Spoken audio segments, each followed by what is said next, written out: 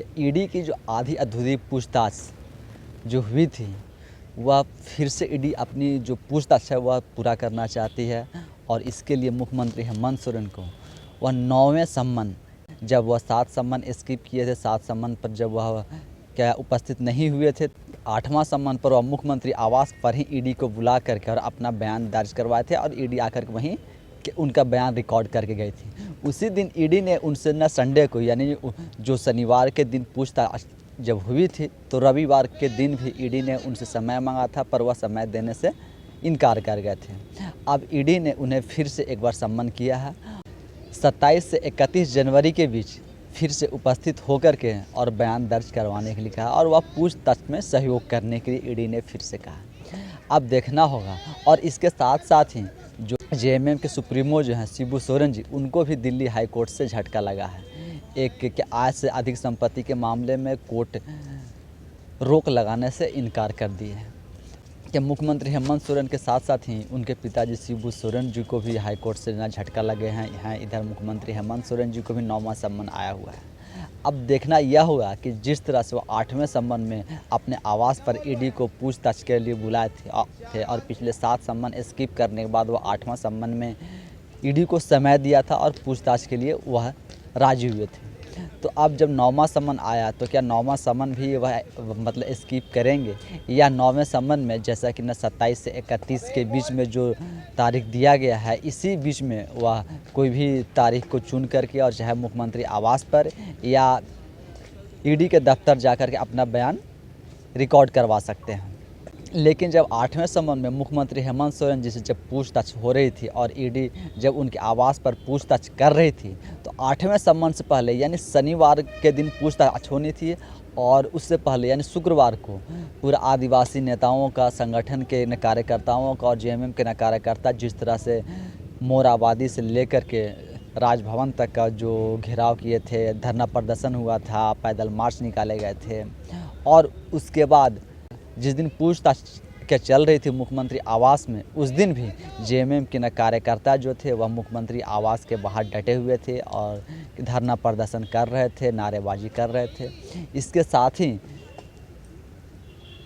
उनके सहयोगी विधायक और क्या उनके पार्टी के विधायक, नेता और मंत्री, वो सभी मुख्यमंत्री के आवास में सभी लोग डटे हुए थे और सभी लोग मिलने भी गए थे। उसमें आप एक इरफान अंसारी का उस समय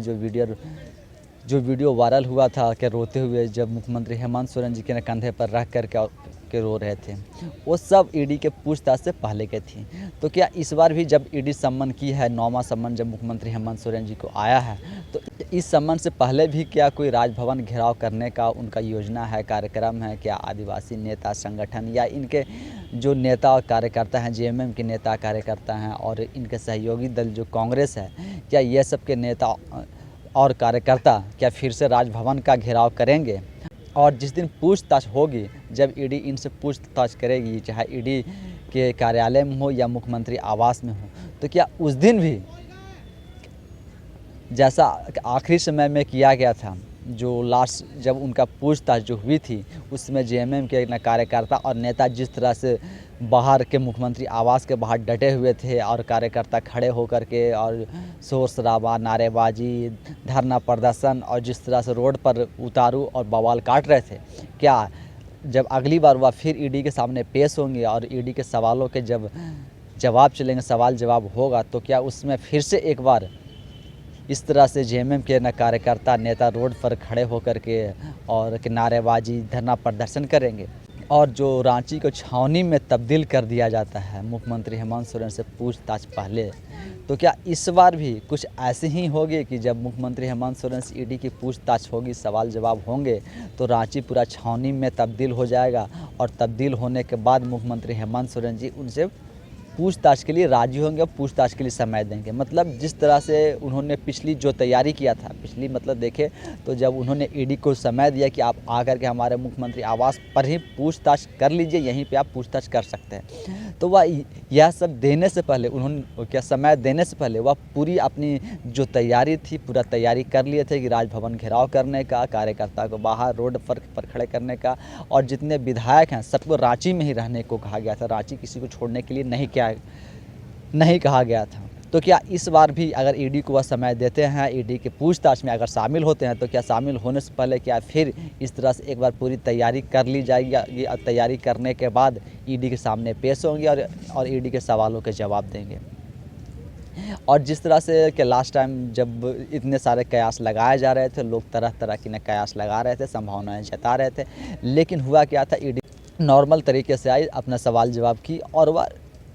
वैसे ही नॉर्मल तरीके से लौट गई। जब ईडी सिर्फ नॉर्मल तरीके से, एक सामान्य तरीके से जब सिर्फ सवाल जवाब करना चाहती है और कर के वह जाना चाहती है, कुछ सवालों के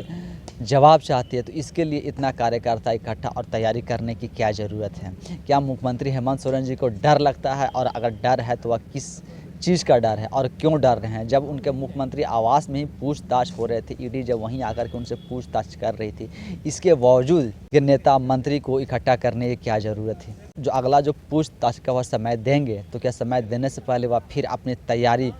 जिस तरह से वह लास्ट टाइम किए थे, क्या वैसे ही फिर तैयारी करने के बाद तब ईडी के सम्मन का जवाब देंगे, या ईडी के पूछताछ में वह शामिल होंगे? आखिर मुख्यमंत्री हेमंत सोरेन जी को इतना डर क्यों सताता है और वह डर क्यों रहे हैं ईडी के सवालों से? और ईडी के सामने जाने से पहले, ईडी के सामने पेश होने से पहले वह पूरा कार्यकर्ता और नेता को इकट्ठा क्यों कर लेते हैं? बिना नेता के इकट्ठा किए हुए, बिना कार्यकर्ताओं को इकट्ठा किए हुए वह ईडी के सामने जाने से क्यों डर रहे हैं, क्यों कतरा रहे हैं? आखिर वह नेताओं का और कार्यकर्ताओं का और आदिवासी संगठनों का जिस तरह से वह मानव ढाल बना करके अपने किए हुए भ्रष्टाचार के लिए मानव ढाल बना रहे हैं, और ईडी के पूछताछ से पहले वह पूरी तरीके से मानव ढाल बना करके और रांची को पूरा छावनी में तब्दील कर करके तब वह ईडी के सामने पेश होते हैं और ईडी के सवालों का जवाब देने के लिए वह राजी होते हैं। तो क्या यह सबसे वह सिर्फ प्रेशर बनाना चाहते हैं ईडी के ऊपर, केंद्र सरकार के ऊपर, कि आप हमें गिरफ्तार नहीं कर सकते हैं, चूँकि यहाँ के हम मुख्यमंत्री हैं और यहाँ हम जैसे चाहें वैसे कानून विधि व्यवस्था जो है वह चलाएंगे। आप जिस तरह से चाहें आप कानून व्यवस्था चलाएं, लेकिन कानून से ऊपर जब कोई नहीं है और जब कानून सबके लिए बराबर है, संविधान सबके लिए बराबर है, तो उस के कानून और नियम तो सभी को फॉलो करने होंगे। लेकिन मुख्यमंत्री हेमंत सोरेन जी, आप देखना होगा कि जैसे पिछली बार उन्होंने 14 अगस्त को 2023 में जब सम्मन आया था, उसके बाद जनवरी 2024 में जाकर के वह ईडी को समय दिए थे, यानी 5-6 महीने के बाद जाकर के वह ईडी के सामने पेश हुई और ईडी के सवालों का जवाब दिए। इस बार भी क्या कुछ जब 9वां सम्मन आया है, तो 9वीं सम्मन में भी वह पेश ना होकर के क्या 2-4 सम्मन का और इंतज़ार करेंगे? 2-4 सम्मन और इंतज़ार आने के बाद और मीडिया में सुर्खियों बनने के बाद मीडिया के कैमरा उनके तरफ टिक जाएंगे, सारी मीडिया की निगाहें मुख्यमंत्री हेमंत सोरेन की तरफ टिक जाएगी कि आखिर हेमंत सोरेन जी का अगला कदम क्या होगा, मुख्यमंत्री हेमंत सोरेन जी क्या करने जा रहे हैं। जब इतनी कैमरा इनके ऊपर टिक जाएंगी, तब जाकर के या ईडी के सवालों का और ईडी के सामने पेश होने का अनुमति या कुछ इस तरह से करेंगे, जैसा उन्होंने आखिरी जो पूरी षड्यंत्र रचने के बाद, पूरी योजना बनाने के बाद, पूरी कार्यकर्ता इकट्ठा नेता करने के बाद जब ईडी के सामने पेश हुए थे, तो इस बार भी पूरी अपनी ये सब जो योजना है कुछ इस तरह से पूरी करने में शायद इनको समय लग जाए, जैसा कि पिछली बार इनको पेश होने में, ईडी के सामने पेश होने में 6 महीना समय लग गया था। तो क्या इस बार भी इनकी जो योजना होगी, जो कार्यकर्ताओं का इकट्ठा करने का, नेताओं का इकट्ठा करने का, वह करने में कितना समय लगेगा और उसके बाद यह ईडी को समय दे पाएंगे? देखना होगा कि जब मुख्यमंत्री हेमंत सोरेन के ऊपर इतना बड़े बड़े भ्रष्टाचार के आरोप लगे हुए हैं, एक मुख्यमंत्री के ऊपर और जो अधिकारी हैं, और इसी केस में, जिस केस में मुख्यमंत्री हेमंत सोरेन जी से पूछताछ होनी है, इसी केस में कि 14 लोगों की अब तक गिरफ्तारी हो चुकी है और वह 14 आज हिरासत में हैं और सलाखे के पीछे हैं।